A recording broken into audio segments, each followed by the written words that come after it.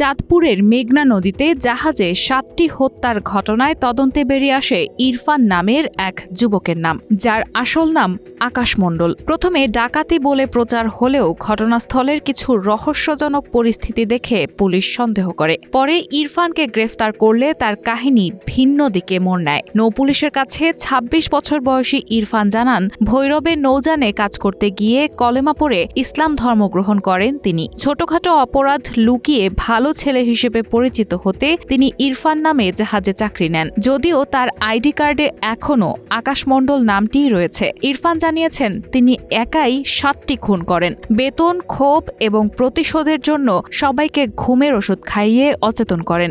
এরপর পূর্ব পরিকল্পনা অনুযায়ী জাহাজের মাস্টারকে হত্যা করেন এবং ধরা পড়ার ভয়ে একে একে আরও 6 জনকে হত্যা করেন। একমাত্র জুয়েল প্রাণে বেঁচে যান এবং তার মাধ্যমেই হত্যার রহস্য উন্মোচিত হয়। জানা যায়, ইরফান বাগেরহাট জেলার ফকিরহাট উপজেলার মূলঘর গ্রামের আকাশ মণ্ডল নামে পরিচিত। তার বাবা জগদীশ মণ্ডল মারা যাওয়ার পরই তার সহ পুরো পরিবারের অধপতন শুরু হয়। তার মা অভাব অনটন সহ্য করতে না পেরে তাদের 2 ভাইকে ফেলে ইসলাম ধর্ম গ্রহণ করে মুসলিম যুবকের সঙ্গে বিয়ে করে চলে যান। পরে নানা নানির কাছে তিনি থাকা শুরু করার এক পর্যায়ে কিছুদিনের ব্যবধানে তারাও মারা যান। এরপর তারা 2 ভাইও ধীরে ধীরে আলাদা হয়ে যান।